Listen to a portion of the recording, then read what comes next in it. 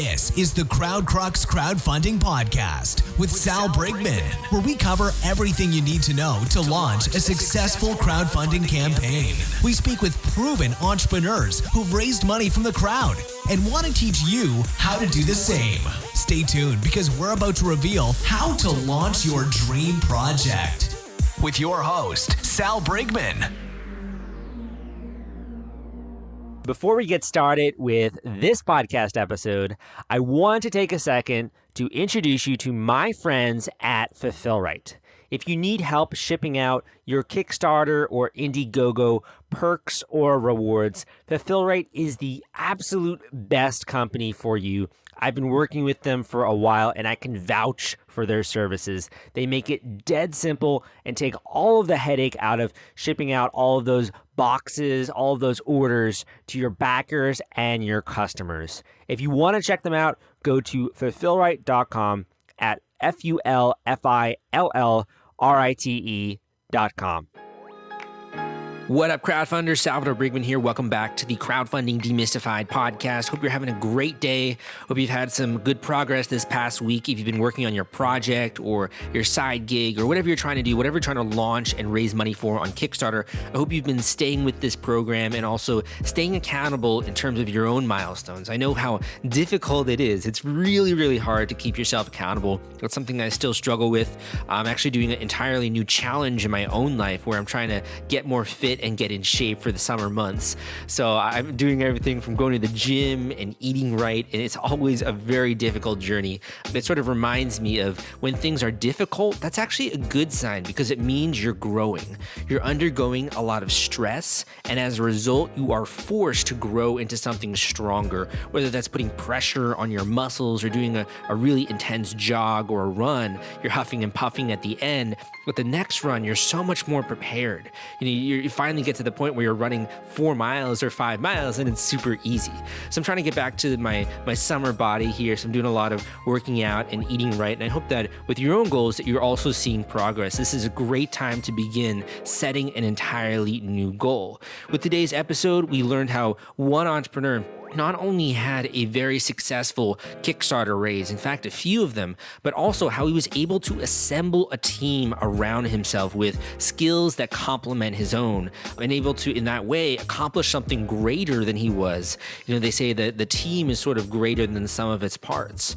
This entrepreneur was able to assemble a team of talented people around him and in that way begin to change an entirely new industry. Begin to create an entirely new industry and sort of change more of an archaic one. And that's the fashion industry. So he's adding technology to it. So you're going to learn a little bit about that today and also hear directly from this entrepreneur. I've been getting a lot of questions about where the best place is to start if you're just a new creator. I would say, number one, the best place to start is definitely with this podcast or hopping on my email list and subscribing to my blog, crowdcrux.com/subscribe. That's a good place to start just because I'll send out a lot of updates. So if I have a new video or I have a new blog post that I think is really good, I usually send that out to my email list. And the other things I'll do is if I'm running a free web class, where basically a web class for 40 minutes to an hour, I'll just get on a live call and I have an entire presentation planned and people can ask questions and these different things. So I'll do these live web classes every once in a while. That's another place where you can find out about them.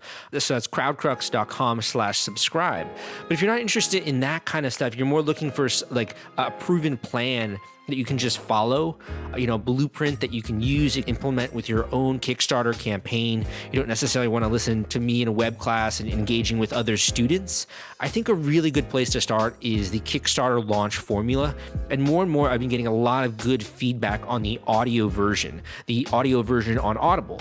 And I was sort of oh, that's interesting. I didn't really expect a lot of my audience to be interested in that, but actually it makes complete sense. If you like listening to the podcast, you probably would also love an audiobook that you can listen to in the car or when you're walking down the street or you're commuting or in the subway or whatever, you're on a bus. So I can actually see that why so many people are liking the audiobook.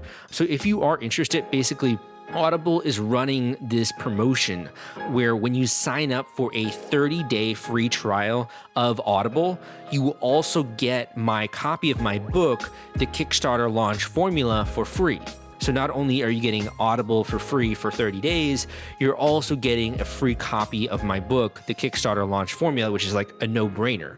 So that's a really, really easy way to get started. And it's also very easy just to listen to me. I bring my same passion and enthusiasm. I make it easy to learn this material. So that's a really great place to get started. If you want to check that out, that's at crowdcrux.com/Kickstarter audio.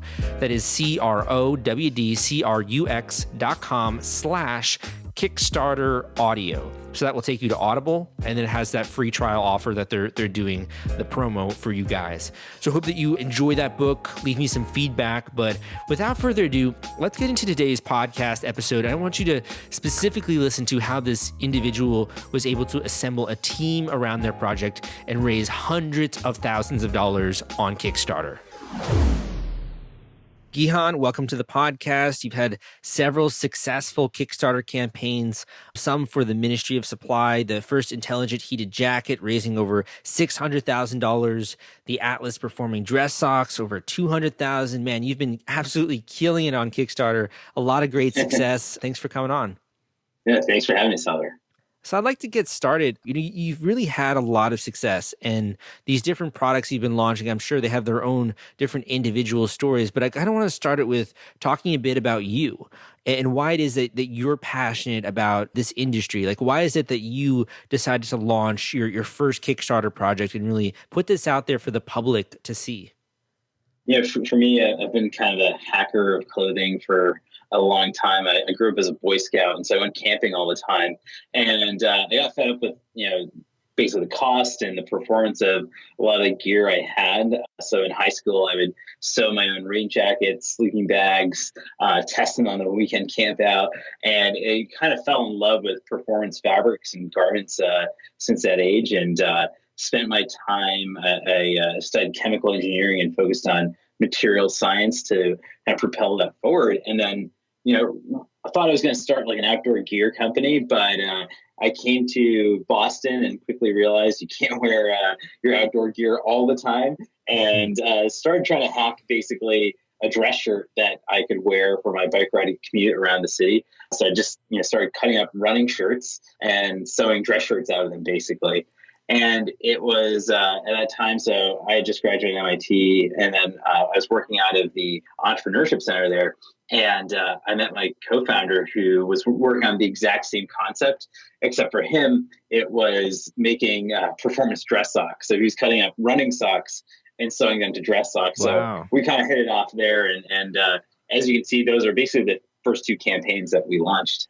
Yeah. Wow. That's a lucky meeting. Jeez. That's That's complete synergy. One of my professors who was like, yeah, it's pretty rare that you're going to find two students here working on the performance clothing, let alone the same exact concept. So he introduced us.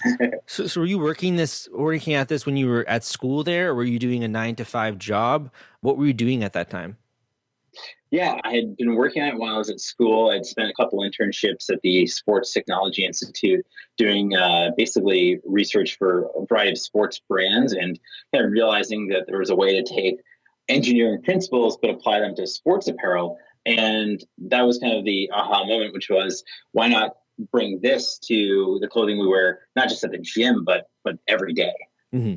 Yeah, I think it's something where you have more and more people, particularly I'm in Brooklyn, New York, a lot of people commuting to work via biking, you're having to walk a lot. It's like there's a lot of cardio and a lot of like athleticism, just people walking around and commuting, that having something like that built in, I think it really helps a lot.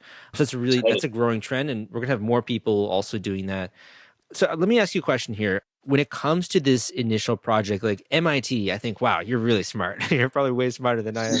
You got a chemical engineering background.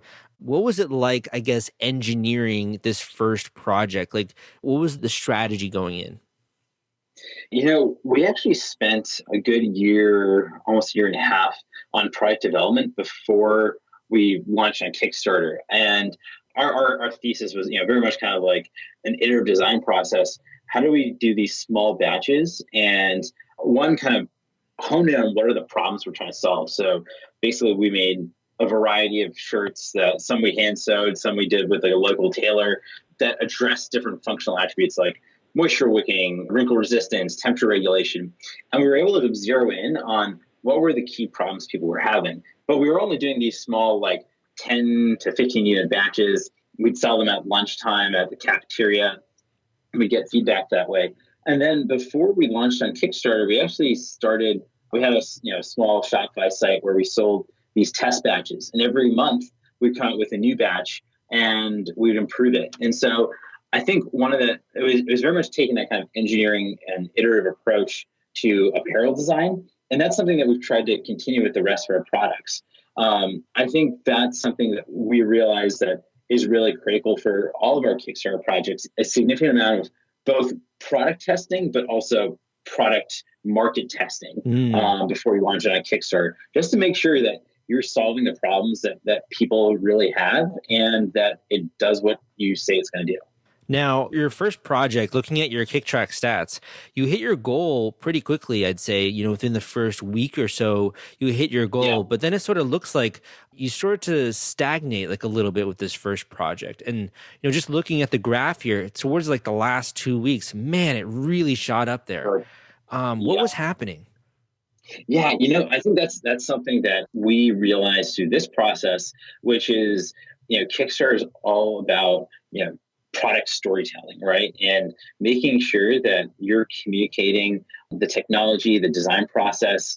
And what you'll notice is actually that about 5 or 10 days into the campaign, we actually released our video because we got some feedback from people saying, I really like the concept, but I don't quite understand what phase change materials are. So in the middle of the campaign, we actually recut our video, reshot it completely, and really focused on making sure we were telling and communicating how this material worked and the benefits of the product. And we built this formula that we talk about, which is, start off by talking about the problem, introduce the product pretty quickly so people understand what it is, form structure, and then the process. So like the discovery of the phase change material, how it works, the strain testing analysis we did, and then the people, kind of like the personal process behind it. Mm-hmm. Why are we passionate? And so once we shifted to kind of that structure for the story for the video, that really helped people understand what the value of the product was.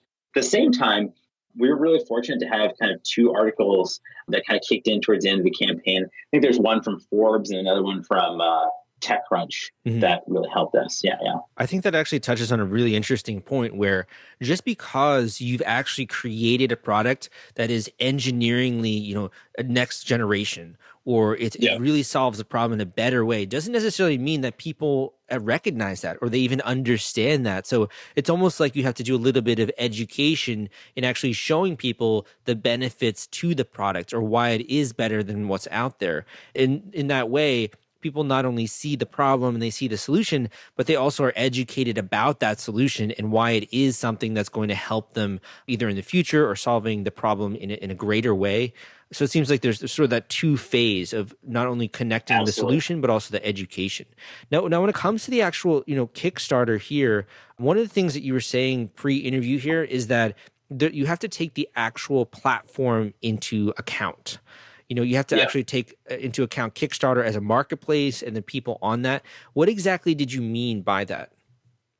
I mean, I think for us, one of the reasons why we felt our product did well on the platform is because the community, particularly in the kind of the product design space, really values technology and design. And so we've really tried to make sure that, the products that we bring to the platform kind of like our best foot forward in those arenas and value both equally, design and technology.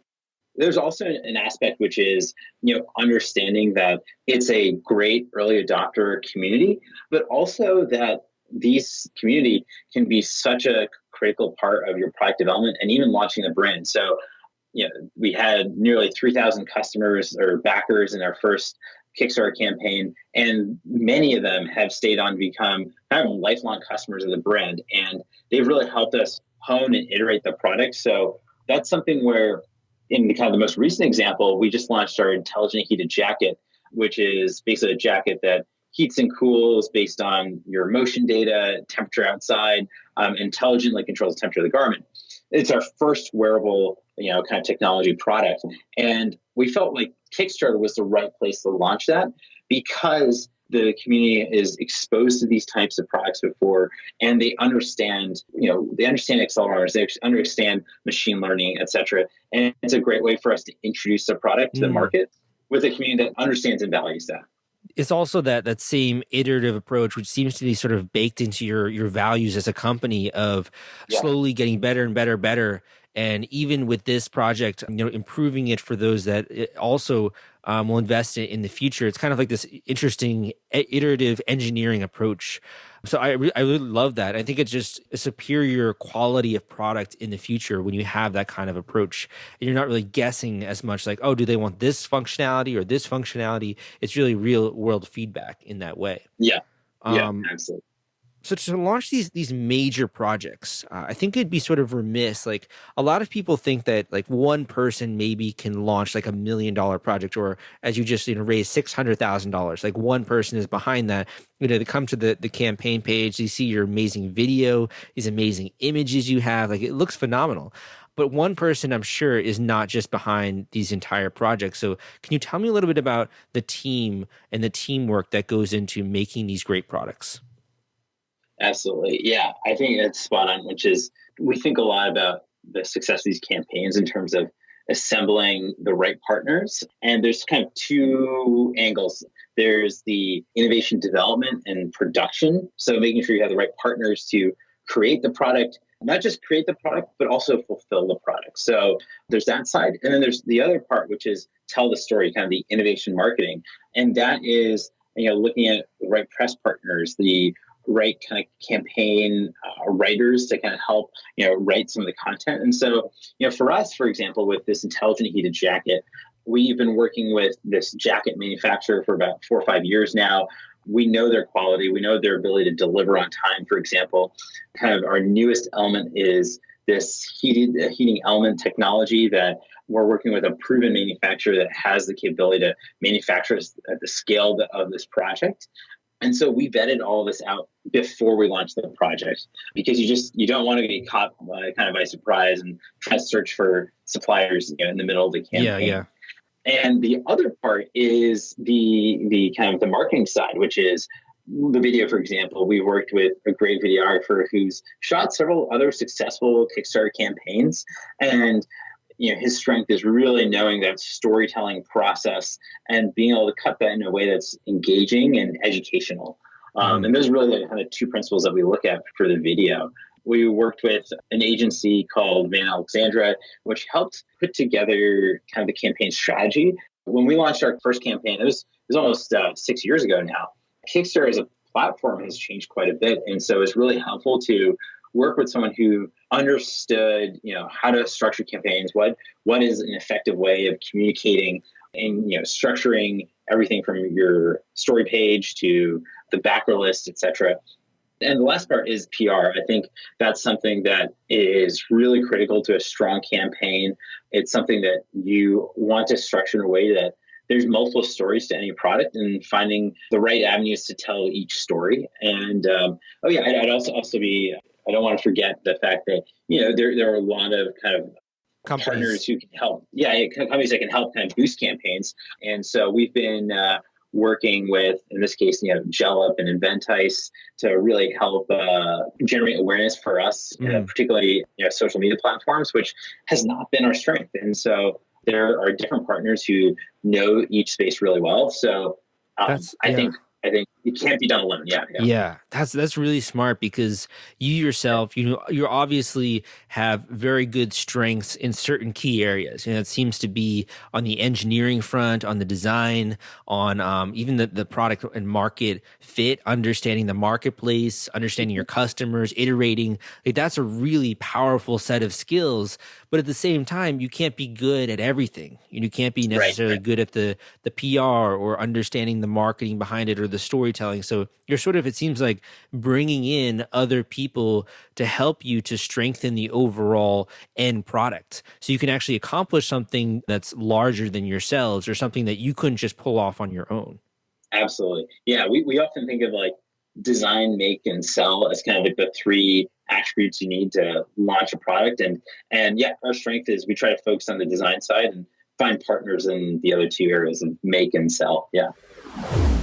I had to interrupt this podcast episode because I want to introduce you to my friends at The Gadget Flow.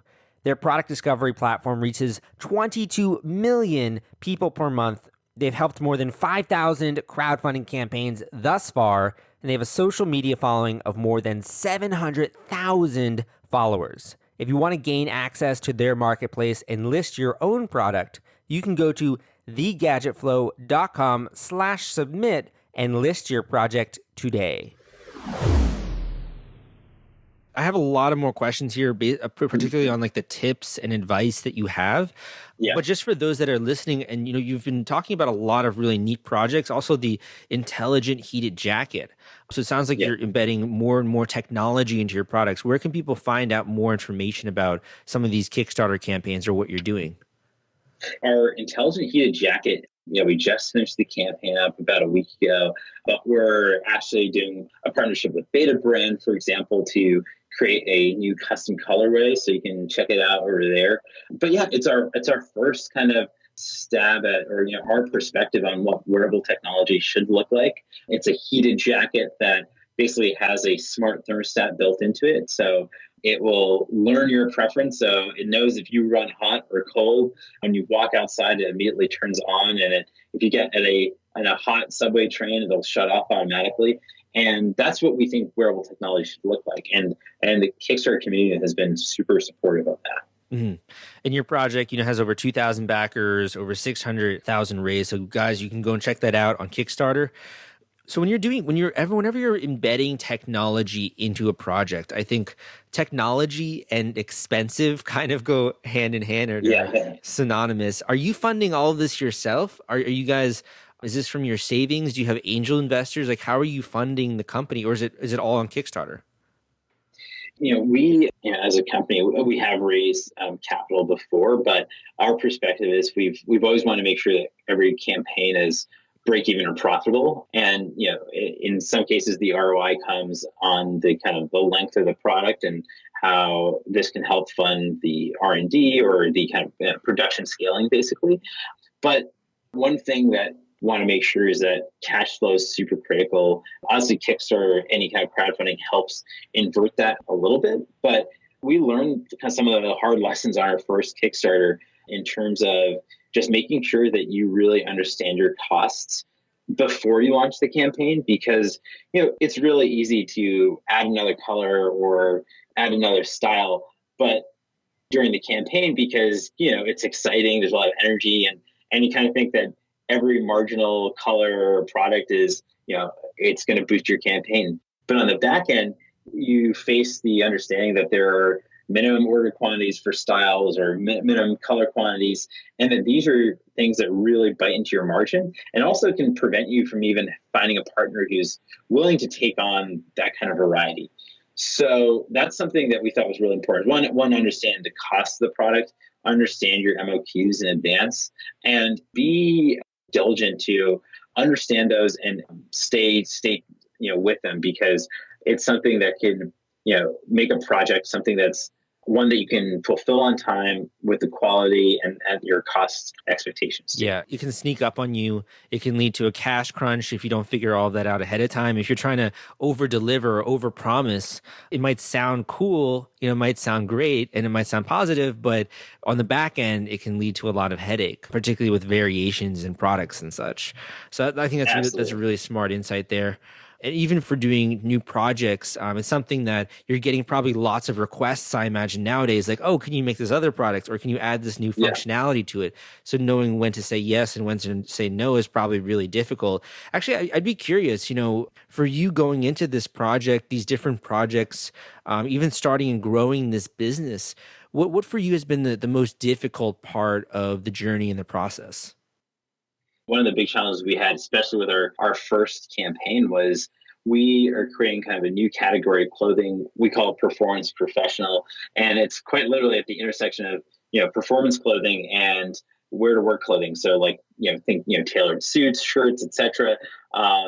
And it's difficult to find, manufacturing partners, advertising partners who understand both sides of that. So, when we initially started to produce our shirts, we went to dress shirt manufacturers and, tried to work with them to kind of stitch with our novel fabric. And it just didn't work with their supply chain, with the machinery they had, the equipment. And on the other hand, going to a sportswear manufacturer, they're used to, working with these technical fabrics, but maybe different tolerances than you'd find in kind of tailored clothing. And so we've continually tried to figure out that balance. That's where our brand is really built, at the intersection of kind of performance and tailoring.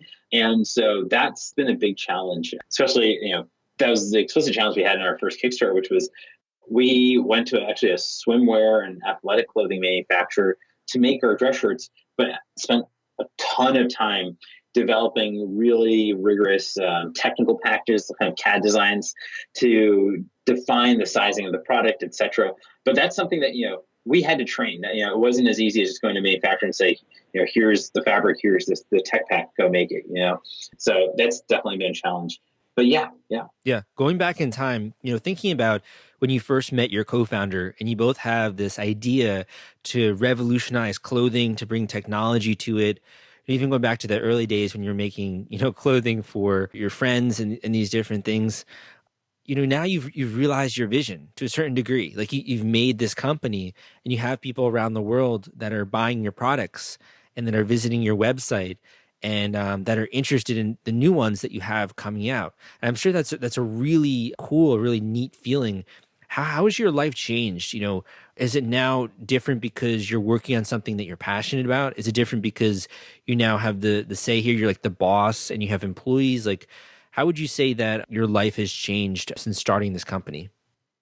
Yeah, it's definitely been a really fantastic experience. I think we've learned a lot about, how do you build a company that's rooted in a making culture, but at the same time, we want to create a sound, sustainable business. There's a lot of kind of learnings that we had around that. But at the same time, Ministry of Supply was turned into a platform for some really exciting inventions. And I think our most recent project is kind of a testament to that. That's something that's we're really proud of. We have an awesome team here that we've kind of grown with over the past couple of years. And so it's a unique team. It's a unique team kind of at the intersection of engineering, design, and fashion.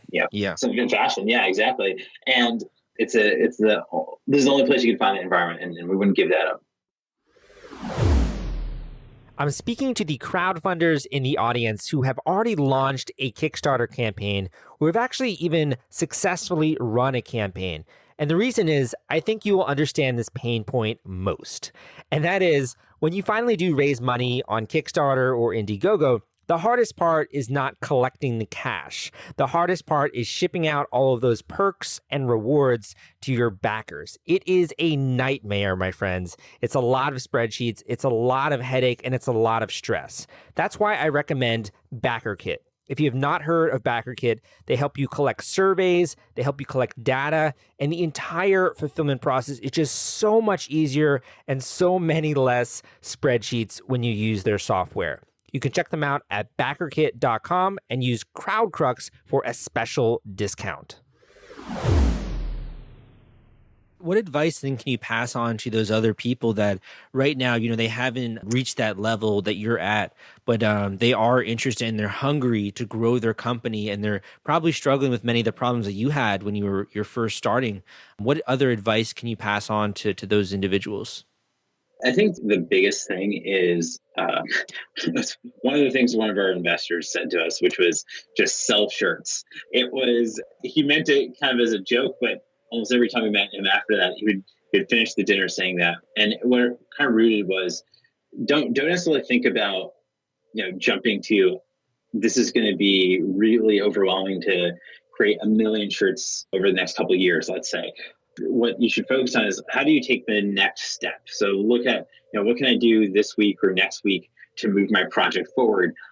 And I think one of the best things to do is figure out, how can you start selling, 1 or 2 pieces of the product, then get to 10 pieces, scale your manufacturing, get to 100 pieces a month. And that's actually where you're able to get that sense of progress. I think sometimes seeing the Kickstarter products out there, it sometimes becomes daunting to think, how do we launch a really successful campaign? In some cases, the best way to do that is do some small kind of pre-sales, some pre-development and manufacturing, because that's where you're going to get a sense of confidence in your product. You'll understand what messaging is really working. And it's also kind of limiting the risk that you have to take in terms of inventory, et cetera. So that's something that I see kind of time and time again, which is a lot of times people have great ideas for products and concepts, but figure out how you can get it to market in some capacity. And that's common in like the consumer software space, this whole idea of like MVP, but it can still be true in the soft and hard goods space too. So make it more bite-sized, make it more attainable. Bite-sized. Make it more actionable, because otherwise it just seems like so much work, so much things you have to do and figure out, and a system you have to put together that you're just not as motivated to get started, I think. Totally. Yeah. Going on that vein here, I just have one or two more questions. Going on that vein of creating these new products, and you've mentioned a lot this dedication to iteration and such. Do you have any other ways that you will come up with product ideas? Are you mainly looking at behavior? Are you looking at market statistics? Are you looking at how people are using existing products? How do you come up with these new product ideas? Yeah, for our product, we really focus on how do we root our product in a problem or an opportunity that we see. It's usually functionally driven, and it's in the form factor of something familiar, like a jacket or a dress shirt or something like that. And so we look at a couple things. We've developed over time this process. We call it quantified empathy. It's a little academic. Quantified empathy. Yeah. But we found that we're using these tools over and over again. Basically, customer groups where we invite customers to our stores and have a conversation about, what's in your wardrobe right now? What are the problems you're having with it? It was basically a process also of taking all the customer feedback we get. Every single email gets categorized based on positive, negative feedback. Is it a fit issue? Is it a durability issue? And with each product. So we're able to figure out where is there strong loyalty for products, but also where is there a big opportunity for us to improve our own products. And we've developed basically a handful of these tools that we found to be really helpful in aggregate about identifying opportunities, but also making sure that we're improving our products in specific areas that our customers are finding challenges. Okay. So you're really honed in, sort of have your pulse on what people are saying and how they're using your product, and sort of using that to then inform the innovation process, I guess. Exactly. Yeah.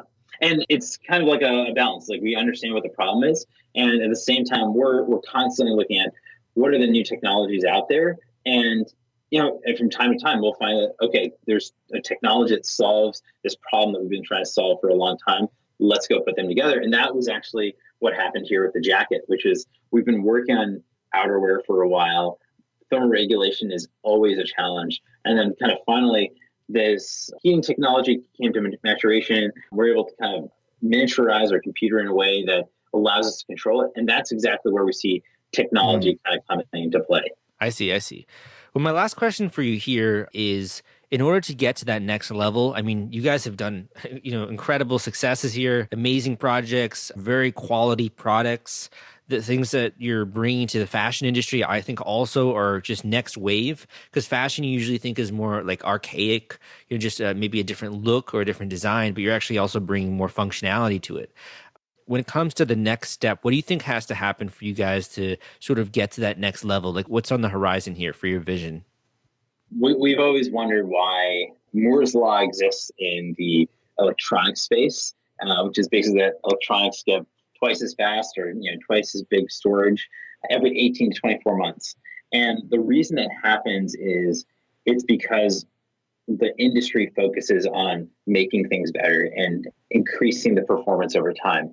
But somehow clothing, because we've been focusing more on how do we get styles out faster and cheaper, we haven't necessarily focused on making products better. And that's what we're really excited about, is how does, especially as electronics start to touch clothing, where does Moore's law and clothing kind of interact, right? Like, how can your clothing start to get twice or 50% better even year over year? So that's what we see the future as. Awesome. Sounds really exciting.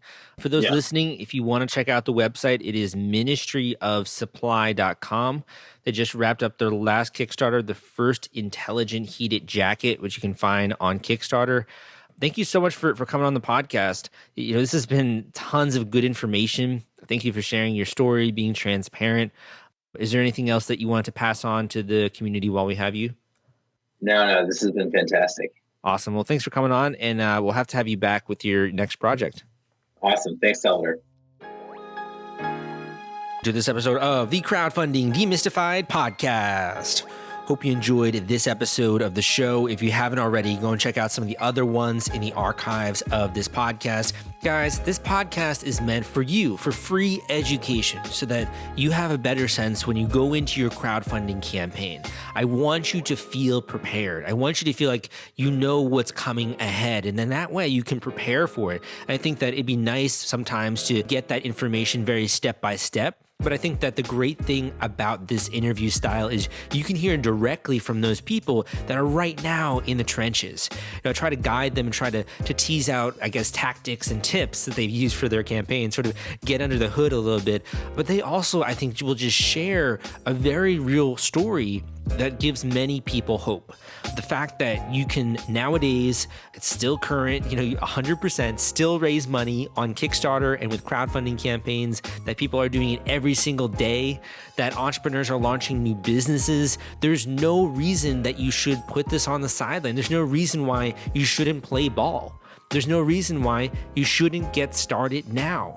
You're only delaying things, and it's usually because of anxiety, or you might say busy things in your life, but usually it is anxiety and fear. And I don't want you to feel like a year down the road, you wished you took more action. I think taking action is the best thing that you can do when it comes to starting a new business and also launching an entirely new campaign on Kickstarter. By just putting yourself out there, you're increasing your opportunities, you're getting more people to discover you, and you're also raising the sales for your business. You're getting more funding, you're getting more customers. This is the right decision to make, I promise you. You do have to go about it the correct way, and that's why I'm here to help you. That's why, I have things out there like the Kickstarter launch formula. That book has been loved by many, many people who have listened to this podcast. And the reason is that it's so simple. It's very bite-sized, my actionable tips. It takes you through also comprehensively how it is that you can get traffic and backers for your Kickstarter campaign. I've engineered the entire thing. I've sort of disassembled what goes into a successful project. I've reassembled it. I've made it very easy to consume, and you just have to copy it. You just have to take the formula that I've discovered over the last 5 years and apply it to your campaign. You've sort of seen, I think, teases of this formula in the different episodes you might have listened to, hearing about things maybe like your email list or social media, but this is really where I sort of reveal it all. This is where I put my heart and soul into making and writing this book for you. It's been a labor of love, but it's also been a lot of hard-won victories and a lot of discovering what does go into a crowdfunding campaign, which is not always what people think, and dealing with these problems that come up like fulfillment, etc. So I hope you enjoy this book. Again, the promotion that Audible is running, basically, if you sign up for Audible for 30 days, a free trial, you will also get a copy of the Kickstarter launch formula for free. So you can sign up for Audible, you can start learning more about business, about lifestyle things. If you're into personal development, you can also read books on that as a part of the Audible program. Whatever you really want, that's on Audible. And in addition, you're getting a free copy of the Kickstarter launch formula. So if you're interested in checking out that promotion, you can go to crowdcrux.com/Kickstarter audio. That is crowdcrux.com/Kickstarter audio. That's also available if you're listening to this show and you're more doing like a nonprofit. You're trying to raise money for a nonprofit or more of like a cause-related campaign that might not be the best fit for Kickstarter. You can also use my other link, crowdcrux.com/nonprofit audio, which will take you to my book called Nonprofit Crowdfunding Explained, which is also on Audible. And I think Nonprofit Crowdfunding Explained, not only is it great because there aren't just a lot of people honestly talking about marketing nonprofit campaigns. Like, it's a bit more of an archaic industry. It's a bit less technology savvy. I'm a younger guy and I sort of bring that perspective. But I also think it's great because that audio version, I think a lot of the people that listen to the podcast really love that because they can get done like other stuff while they're listening to the book. So if you do check either of those out, let me know. Leave me a comment, leave me a rating, leave me a review. Would love to hear from you. I think that's all I have to say. But thank you for spending some time here with me today, and I'll see you next time.